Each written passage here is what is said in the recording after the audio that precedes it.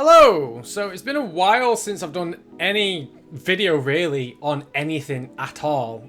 I've almost been dead to the world for quite a while, but hey, stuff happened. I've been playing a lot of games recently on my Xbox, mainly through Game Pass. This thing is friggin' insane, and Stadia is just pretty much dead.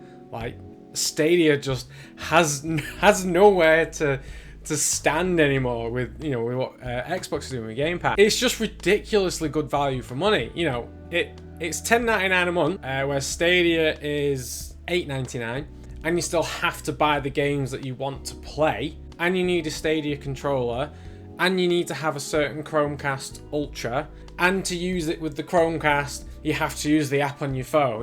There's a lot of messing about. With Game Pass Ultimate, it says on their official advert you get access to over 100 games. They're doing themselves a disservice there, because I went on the website and looked at the list. There's actually 388 games on Game Pass right now. 247 of them can be played on console, 208 of them can be played on a PC, and 168 of them can be played via the cloud gaming. Which is insane. And EA Play is coming to it soon, and you still get access to your games with gold, so you still get 4 games a month to keep. And it's like, why would you pay for Stadia when you can get so much more on Games Pass? And I don't understand why Stadia even still bothers anymore. Like, you'll see them on Twitter every now and then, like, oh, this is coming to Stadia. Xbox is just quietly in the corner, just dominating the entire streaming market. And it's not like it's rubbish games, because any game that is developed by a Microsoft studio or affiliated studio launches day one on Games Pass at no extra cost. So, like, I've got a list of some of the studios and like what games will be coming out on Game Pass on day one. So you've got Halo Infinite by 343 Industries. You got Psychonauts 2, Double Fine Productions. In Exile Entertainment have just released Wasteland 3, Wasteland 1 Remastered, and Wasteland 2 is on there as well. So you've got the whole trilogy of those games. And you got like Minecraft Dungeons, Ninja Theory, I've got Bleeding Edge, and Senua's Saga Hellblade 2. Obsidian Entertainment, you had the Outer Worlds. Avowed, Grounded is like their survival game. It's not bad, giving it a go. I'm not keen on it, but the point is I didn't have to buy the game and get disappointed by it. Obviously got like Playground Games, they do Forza Horizon, and they're working on the new Fable, which is going to be awesome. Rare, Sea of Thieves just did the Battletoads game. Coalition's obviously, Gears, you got Gears 5, and move over to Game Pass. You've got Turn 10 Studios, which does the Forza Motorsport side of it. Undead Labs, which is dedicated to doing State of Decay. A few studios that Microsoft has set up. One of them, which I didn't realise, is World's Edge, which is dedicated to the Age of Empires franchise, which is pretty cool. Got The Initiative, which is their first-party studio. So, like, all those games just come to Games Pass when they launch. And yes, the games don't stay on Games Pass forever. They do rotate. But they're so good with notifying when the game's going out of circulation. Like, I've got the app on my phone, it'll send me a message notification, oh, these games are leaving in 2 weeks, make sure you play them. Or when I go on my Xbox, they'll have the message on there saying, these are leaving in 2 weeks, don't forget to play them. And if you do want to keep the games, you can buy them and you get like 20% off, which is, pretty cool. I'm not going to complain to that. But yeah, the games are on there for quite a while. Like Resident Evil 7 has just recently come to Game Pass, so I'll definitely be playing that, because I never played that when it came out. But it's not like they're on there for a week. They're on there for a good amount of time, and you get plenty of notice when they've been taken off. But going back to the whole cloud, the cloud gaming side of it, I've been so impressed by it. I started playing a game on my Xbox called Spiritfarer. I liked the look of it, but I never wanted to buy it because I thought it'll be alright. I don't know if I'm going to like it in the long run, so I avoided it. Yet it's on Games Pass, so I've been playing it, and it's such a cute little game. I love it. And what I've been doing is I've been playing it on the evening downstairs on my Xbox. Come tonight, let's go to bed.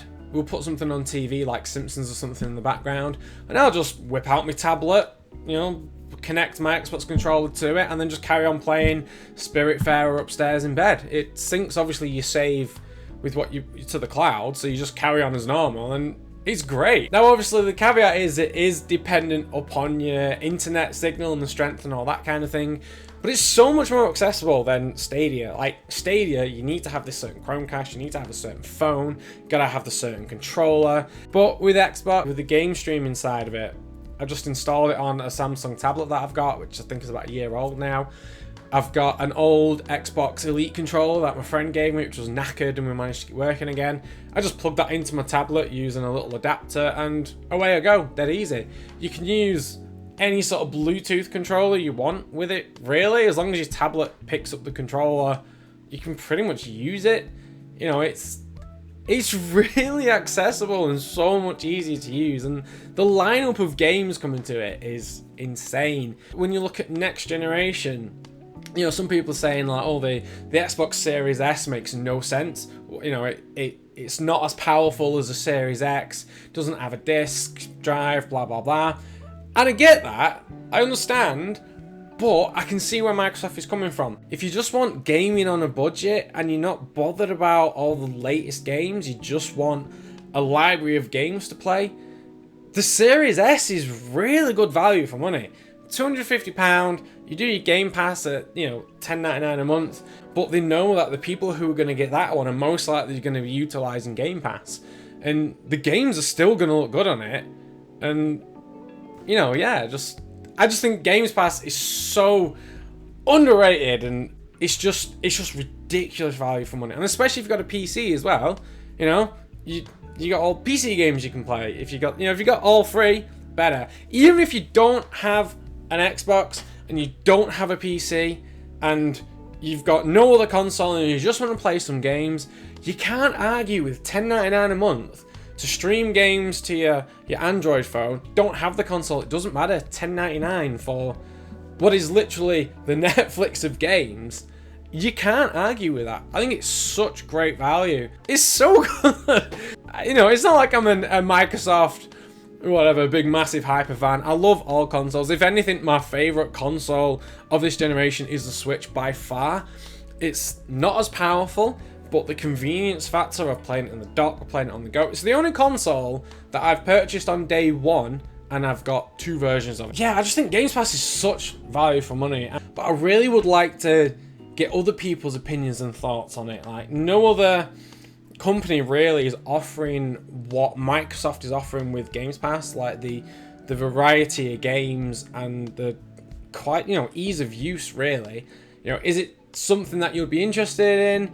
Even if you've never owned an Xbox, does the service appeal to you, like knowing you could just play all these games for a low amount? And, you know, if you have a PC, you can play a lot of them on your PC. I just think there's nothing out there really that is as good a value as Game Pass. Anyway, that's just my thoughts on Game Pass. As you can tell, quite a big fan of Game Pass. I think it's brilliant, especially now that they've got the cloud. You know, I can just play it on my phone or on my tablet and it just works. So, you know, let's have a discussion down below. Do you think it's a good idea? Is it, you know, is it something you'd ever be interested in? If you've never used an Xbox or Microsoft, is that kind of service likely to tempt you to, you know, look at it and trying it, or maybe invest in the Series S down the line alongside your PS5?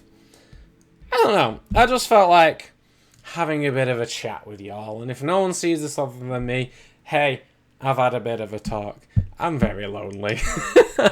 Anyway, yeah, I hope to see some of you in the comments below, and stay safe. See you later. Bye.